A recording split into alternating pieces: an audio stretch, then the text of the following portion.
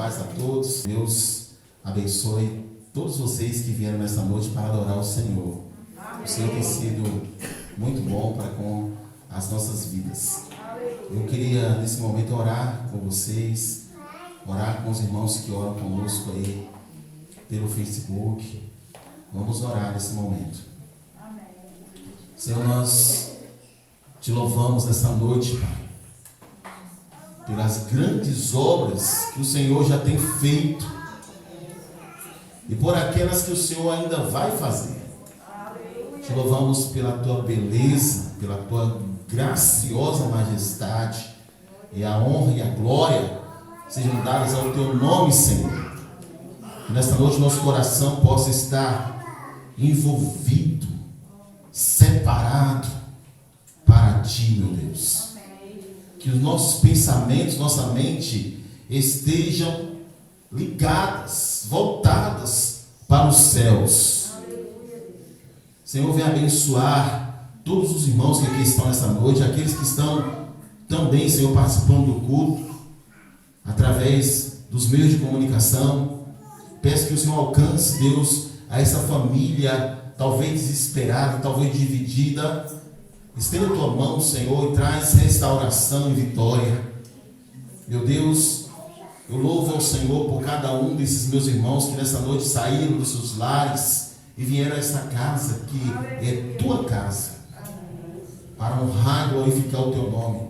Eu peço, Deus, uma intervenção na vida dessa irmã que ora pela salvação do marido, da mãe, do pai, do irmão. Deus, eu oro, Senhor, para a tua intervenção nesse lugar, para que haja salvação de vidas. Eu oro, Deus, para que o Senhor traz o milagre da salvação e chame, Senhor, aqueles que têm um coração aberto para o Senhor. Meu Deus, eu peço, Pai, que venha abençoar esta igreja, esse povo do Senhor neste lugar. Que nessa noite nosso coração possa estar abertos para louvar e glorificar o teu santo e glorioso nome. Pai, obrigado por esse momento de culto, de louvor ao Senhor. A tua igreja te adora nessa noite. A tua igreja te glorifica nessa noite. Ainda que tenhamos, talvez, na individualidade, pessoas com lutas, com problemas, com dificuldades, mas eu peço que a tua graça, que a tua bondade, que o teu milagre alcance essa pessoa. Senhor, em nome de Jesus, eu venho pedir que o teu Espírito Santo tenha liberdade aqui, Senhor, e que ele possa trazer para o nosso coração, para a nossa vida, toda a realidade do Senhor, a mente, o coração, a vontade do Senhor para nossas vidas.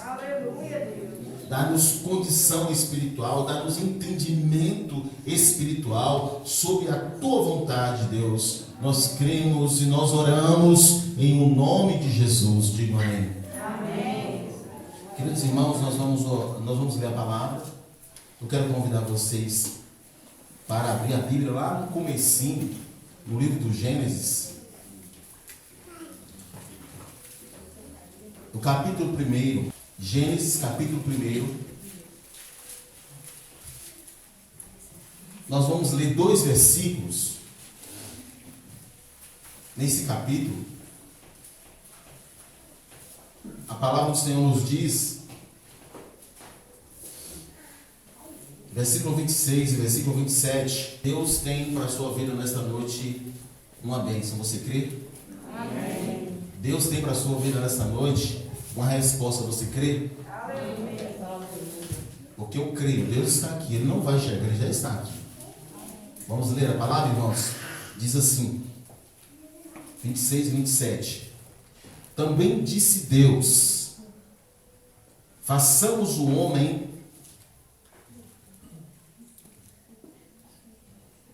a nossa imagem, conforme a nossa semelhança.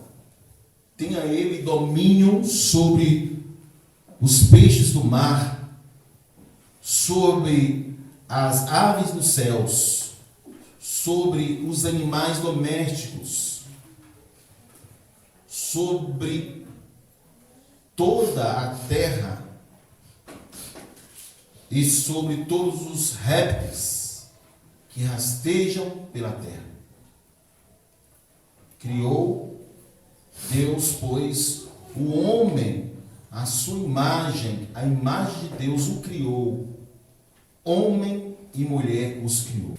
Não sei se vocês sabem, mas no texto original, que foi o hebraico, a palavra Deus que se apresenta aqui no versículo que nós lemos, no versículo 26, é a palavra Elohim. Elohim é uma palavra no plural. E é uma palavra que traz uma intensidade de qualificações. E no contexto da Bíblia, só pode se referir a uma pessoa, que é a pessoa de Deus, como sendo a pessoa divina e muito, mas muito poderoso. Então, quando lemos essa palavra, ela traz para nós um significado muito real, muito autêntico e literal de quem é Deus no que diz respeito ao seu atributo metafísico. E podemos dizer assim sobre essa palavra, trazendo uma extensão, trazendo uma intensidade dessa palavra, nós poderíamos dizer assim, que o texto está dizendo que o nosso Deus, ele é a força, que o nosso Deus, ele é o poder, que o nosso Deus é a grande majestade universal, a grande majestade do universo.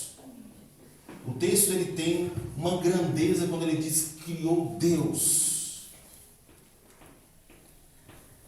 Esse Deus não é um Deus qualquer. Esse Deus, ele é o Deus muito poderoso, muito criativo, muito magnífico, muito extraordinário. Esse é o Deus que a igreja adora e a igreja crê. Esse é o Deus da Bíblia. Esse é o Deus dos evangelhos.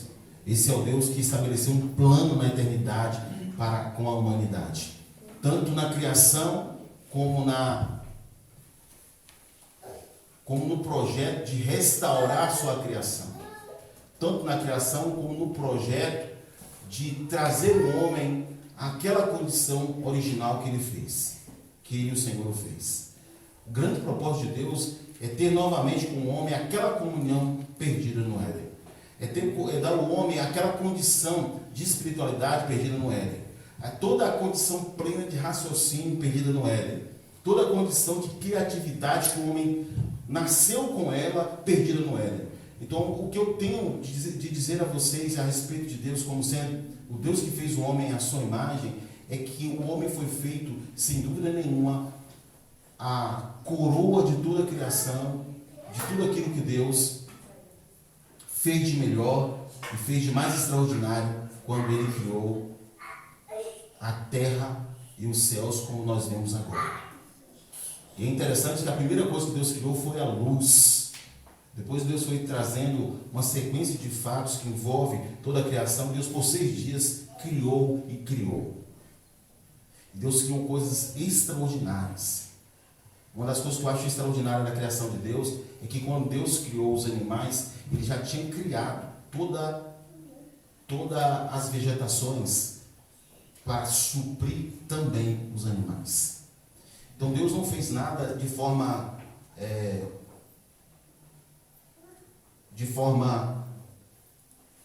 que eu posso dizer assim, sem planejamento. Deus planejou cada coisa quando Ele criou todas as coisas que nós podemos ver. Então o texto diz, façamos o homem, e aqui a palavra façamos indica que ele estava conversando, aqui podemos falar da Trindade, Pai, o Filho e o Espírito Santo, presentes na criação do homem. Façamos o homem, a nossa imagem e semelhança. Imagem e semelhança, irmãos, é a mesma palavra no contexto aqui. Imagem e semelhança é a mesma palavra, tem o mesmo sinônimo. Trata-se de Deus estar dizendo que vai fazer um homem, não um pequeno Deus, mas um homem parecido com Ele. E para nós compreendermos o que é o homem ser parecido com Deus na criação, não que o homem tenha perdido isso totalmente, o homem está fragmentado por causa do pecado do Éden, mas o homem ainda é a imagem de Deus. Compreendemos com imagem e semelhança de Deus que o homem é um ser racional, que o homem é também um ser espiritual. E que o homem também é um ser relacional. Olha que grandeza é o homem. Às vezes a gente não para muito para avaliar aquilo que é natural a nós.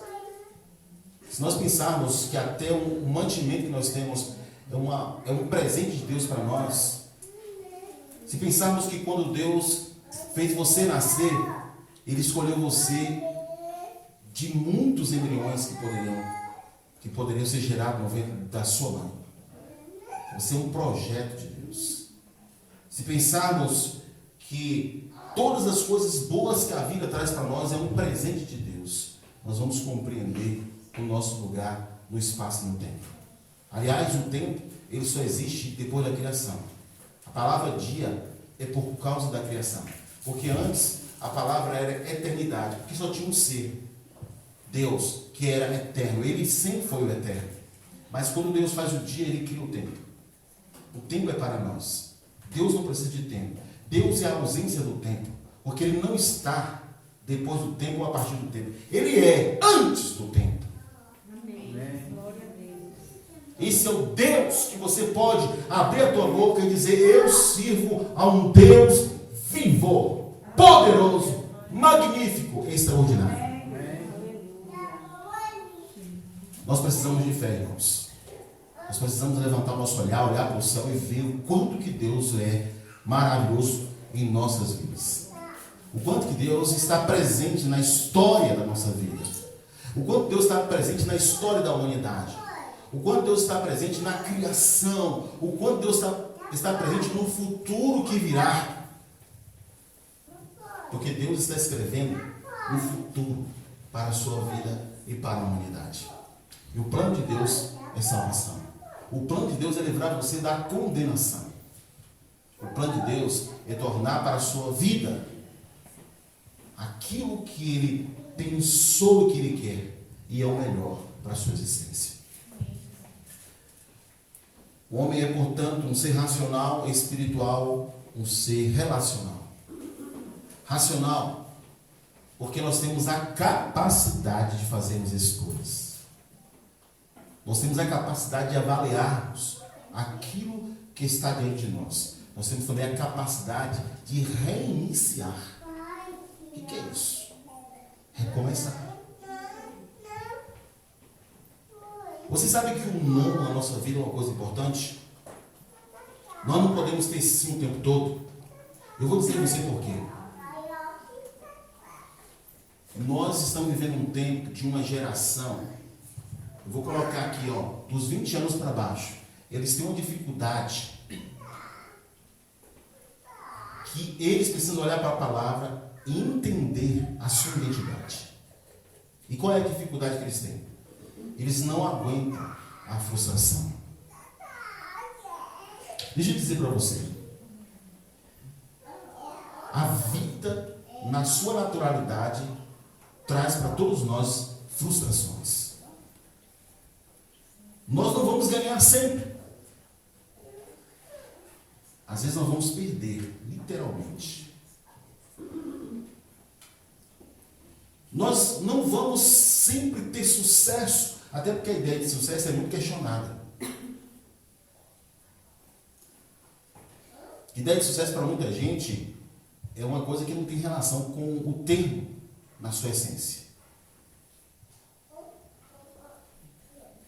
Mas eu não quero discutir, entrar nesse ponto. Eu quero dizer para você que recomeçar, a palavra, o termo mais bonito é resiliência, é necessário para a vida. Quantas vezes eu tive que recomeçar alguma coisa e não desistir da vida? Os nossos jovens, eles não conseguem ouvir o não, eles não conseguem ter uma perda e dizer assim: eu vou recomeçar. E nós temos visto uma geração fracassar ou ser fracassada se eles continuarem pensando dessa forma. Porque, biblicamente, Deus fez você um ser racional, que tem a capacidade de avaliar e reiniciar quando necessário. Você é jovem, adolescente. Está difícil, não conseguiu até agora. Não desista. Busque o Senhor. Diga: Deus, qual é o teu plano? Qual é o teu projeto? Qual é a tua vontade? Às vezes Deus quer fazer uma coisa diferente em você. Mas você está acostumado a viver uma realidade que não é a realidade da vida. É a realidade dos filmes, dos videogames, onde as pessoas não podem ter fracassos. Elas não podem sofrer nenhum tipo de dificuldade. A vida não é assim. Na vida nós vamos ter dificuldade, nós vamos ter que lutar.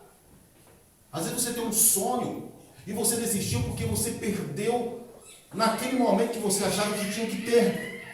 Você sabe por que tem algumas pessoas que são hoje médicos? Você sabe que o vestibular de medicina é o mais comemorado que tem. Porque eles não desistiram de fazer o vestibular. Tem gente que perdeu 5, 6 vezes. Mas eles só são médicos hoje porque eles não desistiram de lutar pelo seu sonho. Eles se prepararam uma vez que se frustraram. E se prepararam de novo até alcançar o nível que eles precisavam para oportunizar para a sua vida o curso de medicina.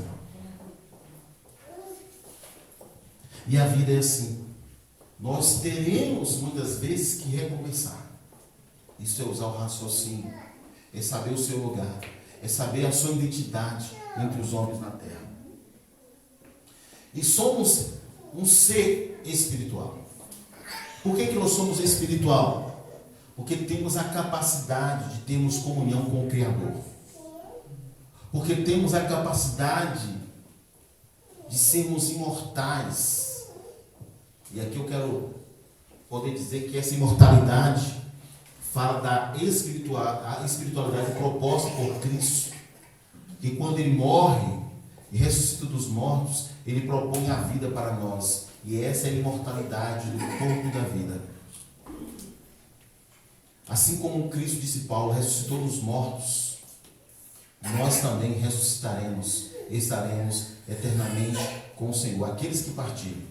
Porque os demais que ficarem vivos para a volta do Senhor terão seus corpos transformados pelo arrebatamento da igreja do Senhor. Mas o fato é que nós somos seres espirituais. Eu sei que o homem tem um desvio muito grande nesse sentido. Alguns se apegam de forma errônea à religião, porque não é toda religião que chega o homem a Deus. Esse é um engano da secularização do homem pós-moderno. Nós estamos vivendo a pós-modernidade. E esse homem pós-moderno, às vezes ele entende que qualquer caminho que ele seguir, onde busca Deus, Deus estará ali. Isso não é bíblico.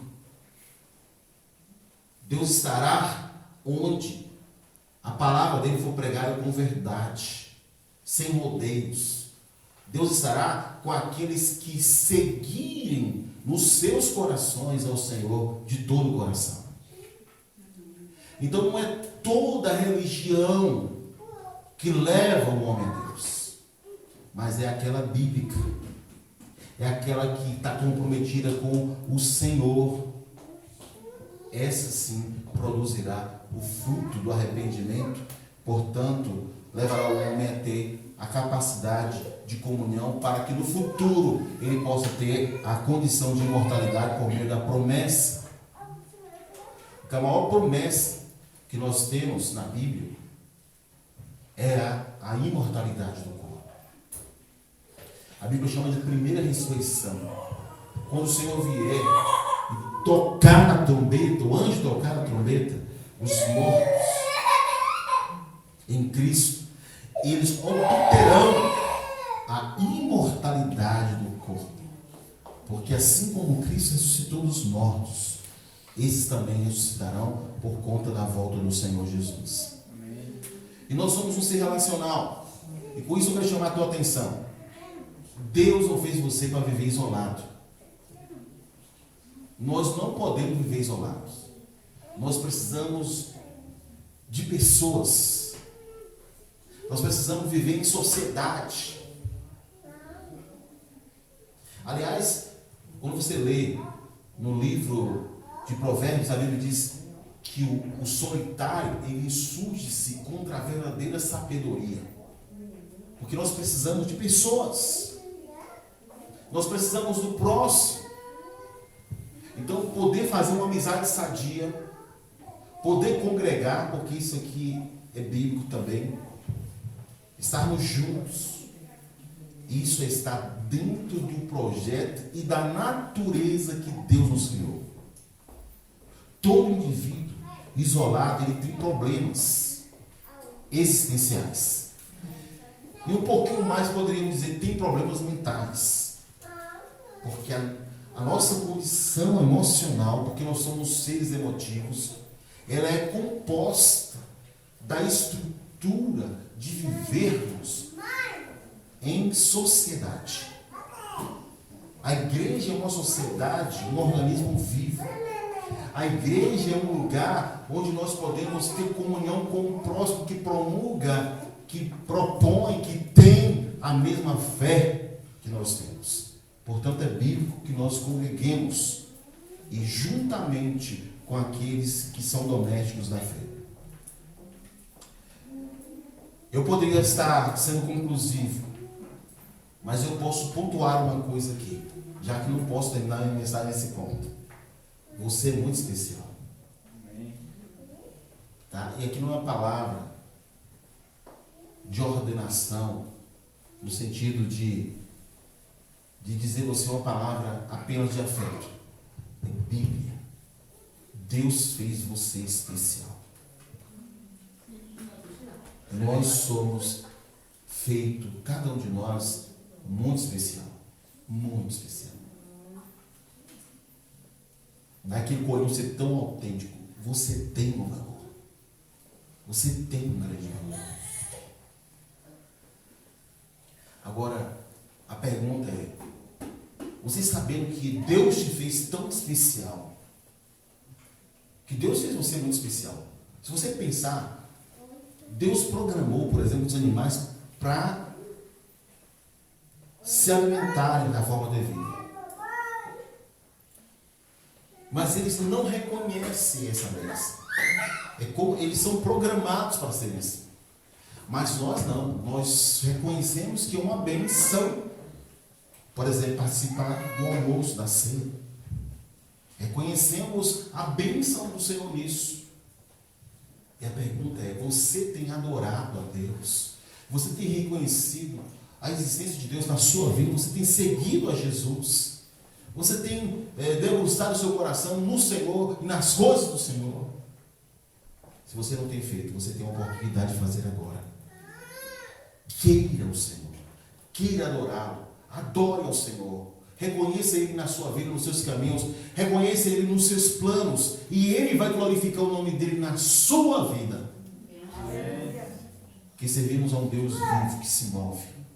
O Senhor é vivo, magnífico, tremendo. O Senhor fez você. Fez você único. Não tem dois de você. Não tem dois de você. Nós reconhecemos às vezes um milagre, como eu experimentei, né? Deus, eu não podia ser pai biológico, Deus me deu esse poder de ser. Milagre extraordinário. Isso é realmente algo extraordinário. Isso é algo tremendo. Mas isso não diminui o poder do milagre de você que não nasceu, dessa condição de um milagre de Deus tornar alguém que é estéril em uma pessoa fértil.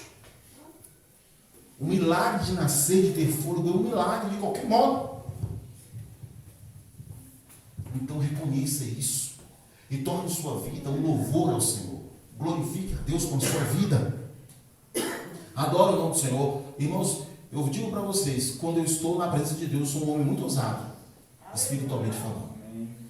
E não importa se eu estiver aqui, estiver na praça, estiver pregando para uma multidão de 100 mil pessoas, se for o caso. Não importa se estou pregando para 2 ou 3 pessoas. Quando eu estou na presença de Deus, eu sei o que realmente eu tenho que adorar, o que eu estou fazendo aqui. E cada um de vocês tem que colocar essa consciência de adorar o Senhor, independente de ter a saúde, independente de ter o que comer, independente de estar vivendo uma pandemia, em que numa noite fria como essa, nós somos obrigados a deixar a janela aberta.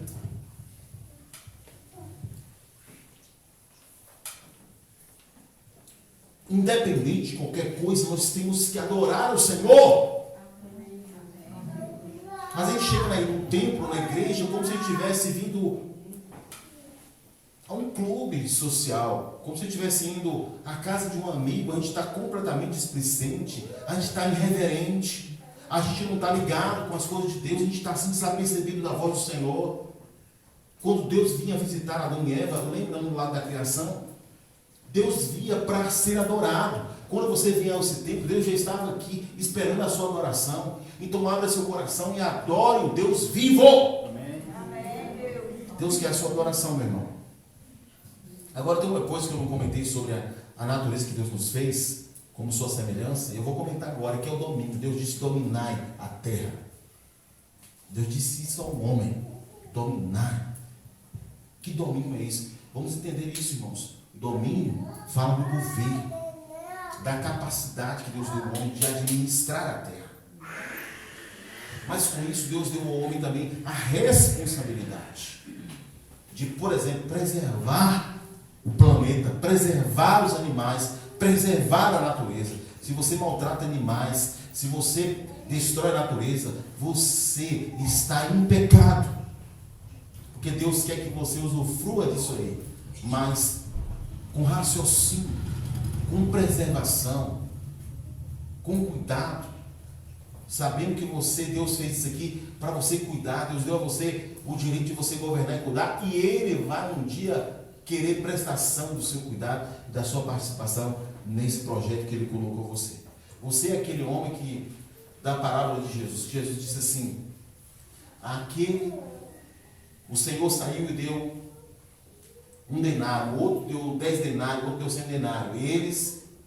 E eles tiveram que multiplicar para que, quando fosse prestar conta, eles tivessem a administração daquele recurso que foi deixado pelo Senhor. Você é essa pessoa que Deus deu a você o domínio para que sua participação na criação, na preservação, glorifique o nome do Senhor. Por você estar cumprindo a vontade, o mandamento e a natureza pela qual Deus fez você. Eu não gosto de pessoas que maltratam animais. Isso é uma aberração, isso é um pecado gravíssimo. Não é só porque a lei hoje protege os animais. Seja ele qual for, seja um gato, seja um cachorro, seja o que for, seja um animal selvagem. Eu não gosto das pessoas que colocam fogo na natureza, já que não tem uma administração para que aquele fogo tenha apenas um controle de alguma situação de campo.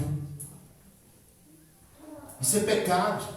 É bíblico que nós tenhamos zelo pela fauna, pela flora e tudo aquilo que compõe o nosso planeta. É bíblico isso. Mas é uma curiosidade, no versículo 26, a parte A diz assim: façamos o homem, disse Deus, façamos o homem à nossa imagem. Você é tudo isso que eu falei, e você é muito mais. Eu queria propor a você que você hoje iniciasse um relacionamento verdadeiro com o Senhor. Porque se Deus te fez isso, conforme a Bíblia diz que fez, você precisa iniciar um relacionamento com Deus como reconhecimento de que Deus é digno da sua adoração e do seu louvor. Há uma coisa linda nesse texto que nós lemos, irmãos, que me chamou muita atenção. Nessa manhã, quando eu preparava o sermão, porque o Senhor falou comigo, o Senhor tocou meu coração profundamente na madrugada sobre esse texto, mas eu não consegui preparar a mensagem. E nesse final de manhã eu estava preparando a mensagem, e uma coisa me chamou a atenção assim, de uma forma muito especial, que eu não tinha reparado nesse texto. No versículo 27 do texto que nós lemos, de Gênesis 1, 27, criou Deus, pois, o homem à imagem de Deus. O criou, homem e mulher os criou. Aqui eu não quero levar a discussão da sexualidade, porque Deus fez macho e fêmea, mas levar a questão da espiritualidade do texto. Queridos irmãos, quando você percebe no contexto da criação, na informação do texto, o que Deus estava fazendo ali, quando ele disse, que Deus poderia ter dito assim, criou Deus o homem. E afinal de contas, Deus criou o homem primeiro, depois fez ele. Mas criou Deus, homem e mulher. Deus estava querendo dizer uma coisa para todos nós. O que Deus quis dizer com essa expressão é que somos iguais perante Ele. Eu vou repetir. O que Deus está dizendo, quando o texto diz que o homem e mulher, Deus está dizendo que nós somos iguais perante Ele. Iguais perante o Senhor. Quando a gente vê assim, um contexto geral do papel do homem, por exemplo, na Bíblia, nós percebemos que Deus fez o homem, mesmo solteiro, não só casado, porque essa expressão muitas vezes era mal entendida, mas o homem solteiro ou casado, Deus fez o homem com a capacidade de ser o provedor da família. Jesus, por exemplo, ele foi o provedor da família, sendo o irmão mais velho de outros irmãos. A Bíblia menciona o nome dos irmãos de Jesus. E quando José faleceu, ele foi o provedor da família. Porque o homem tem essa condição psicológica, estrutural, de ser o provedor da casa. Uma outra observação é que o homem ele é um protetor.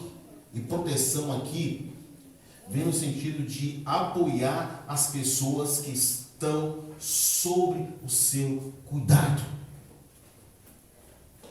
Quão tremenda essa responsabilidade nós temos, irmãos. Principalmente você do sexo masculino. Você ser o protetor, aquele que protege e apoia pessoas.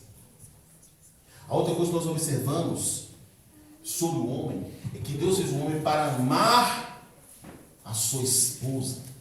Eu ainda não consegui ser conclusivo para mim mesmo, porque Deus parte a mensagem diretamente para o homem.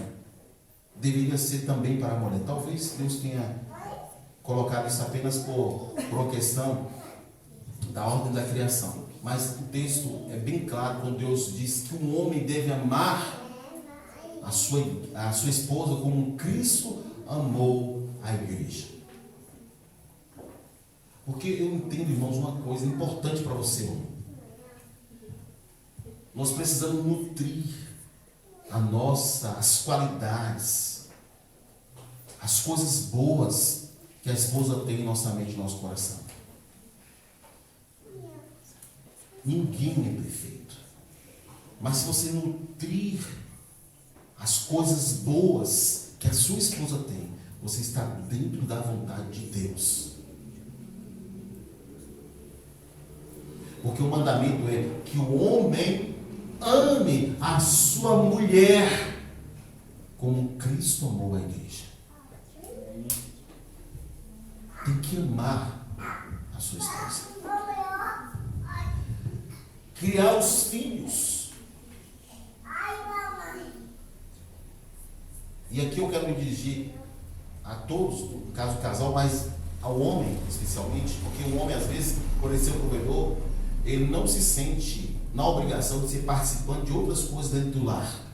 E é um pensamento, além de ser um pensamento egoísta, é um pensamento fora da palavra do Senhor. Porque ao homem é dado também o direito de participar do desenvolvimento físico dos filhos. Ao homem é dado também o dever de participar da vida intelectual dos filhos.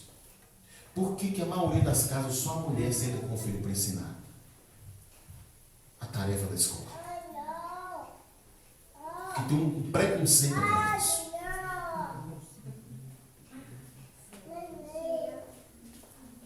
O homem também precisa participar da vida intelectual de seus filhos. O homem também precisa participar da vida espiritual dos seus filhos.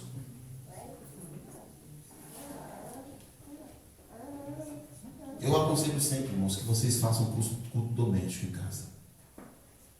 E o homem da casa faz o papel do pastor dentro da casa. Leve seu filho à presença de Deus. Hoje eu tenho visto, irmãos, nós temos visto, todos nós, o quanto o diabo tem destruído milhares de filhos, jovens, adolescentes, têm perdido as suas vidas. Talvez porque não teve um padrão de espiritualidade dentro de casa. Porque nunca viu o pai orar. Porque o pai nunca cumpriu nenhuma dessas coisas que eu citei aqui. Nunca participou do desenvolvimento físico do filho. Nunca participou da espiritualidade do filho. Muito menos da vida intelectual. Os nossos filhos precisam de nós. Eles estão pedindo socorro. No mundo em que ensina o isolamento contrário ao que Deus fez. Porque antes as pessoas gostavam de conversar com outras pessoas. Hoje elas gostam do celular. Sabe por que as pessoas gostam do celular? Vou dizer uma coisa para vocês, não é só facilidade, não. Eu não estou também querendo dizer que a gente não deve usar isso. Não tem como vivermos mais sem usar essas coisas. Mas o que eu percebo às vezes é porque as pessoas não querem mais a intimidade com o próximo. Não quer o abraço, não quer o olhar nos olhos, não quer amizade. Porque se você manter relacionamento com uma pessoa apenas por mensagens virtuais, você não vai produzir relacionamento profundo com essa pessoa. E olha, que os nossos filhos, em lugar de muitas vezes sentar à mesa conosco, eles estão ligados com outra coisa. Uma coisa que eu achei importantíssima, na minha casa eu tenho feito um esforço nesses últimos tempos, é que a minha família sente comigo à mesa para almoçar. Porque ali, muitas vezes, é o momento de nós olhar no olho do outro, de colocar nossas conversas em dia. Porque esse mundo, irmãos, está tão estranho, que as famílias estão ficando estranhas, e nós vamos perdendo nossos filhos para tanta coisa ruim, porque nós não estamos apercebidos da importância e do papel que o homem tem, que é diferente da mulher dentro do casamento, mas que os dois precisam exercer biblicamente o seu papel dentro da vontade e daquilo que é bíblico e daquilo que é mandamento do Senhor. Eu queria dizer, por fim, que nós temos que ter integridade. E essa integridade, eu queria trazê-la especificamente no contexto do serviço.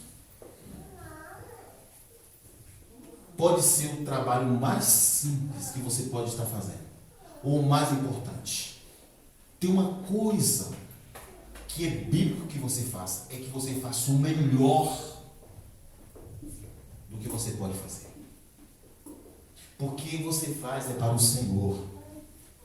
Você às vezes contrata uma pessoa para trabalhar numa casa, teu trabalho é um trabalho humilde e a pessoa às vezes não faz como deveria fazer. Você, servo de Deus, faça como o melhor e fazendo para o Senhor. Seja o que for que vier a tua mão para fazer, faça o melhor. Ainda que o seu honorário não seja compatível com o que você entende que deve ser, ainda assim você tem que fazer o melhor, porque tudo é para o Senhor. Quando Paulo escreve aos Colossenses, ele está falando num contexto de escravidão e diz aos escravos que eles deveriam, o escravo crente, o termo é doulos. Paulo diz assim: olha, vocês sendo cristãos, vocês têm que fazer o melhor para o seu Senhor. Como que? Fazendo para o Senhor dos céus. E vocês vão agradar o Senhor. Irmãos, tudo que vocês fizerem, seja onde for, aqui na igreja temos muitos professores. Seja o melhor. Não seja aquele professor que não faça o melhor pelos seus alunos. Faça o melhor. Queira que o seu aluno esteja na ponta do ensino. Exerça o seu magistério com honra. Quando alguém lembrar de você e falar assim: professora fulano de tal, Tem professor que eu, por exemplo, até hoje não respeito intenso por eles. Porque eu sei que eles deram o melhor para a minha educação. Eles fazem parte da minha vida. Eu poderia citar aqui alguns nomes de professores. Queridos irmãos, servir a Deus não é uma complexidade. Servir a Deus é uma determinação de querermos servir ao Senhor. Ele que faz o trabalho, a obra da libertação em nossas vidas. Queridos, eu sei que tem pessoas aqui que ainda não aceitaram Jesus como seu Salvador. Deus, quando fez o homem lá atrás, e quando criou você, nesse momento da sua existência, Deus também fez um plano na eternidade. E esse plano passa o que Cristo fez na cruz por você. Tem uma coisa linda em Jesus, que quando Jesus olhava para alguém, ele sabia no coração que aquela pessoa queria os céus. Sabe como é que o Senhor chamava eles? Você vai lembrar agora. Segue. Segue. E o que acontecia? As pessoas seguiam Jesus. Então não tem muita coisa para ser cristão, não. O segredo de ser um cristão é seguir Jesus. E seguir Jesus é estar num plano eterno que Deus planejou para a sua vida. Há um plano de Deus. Um preço foi pago, um grande preço foi pago para que você gozasse da vida eterna. Um grande preço foi pago para que você usufruísse do propósito de Deus nessa terra para a sua vida. Um plano foi feito que custou o melhor de Deus, que foi o seu filho. Só depende de você.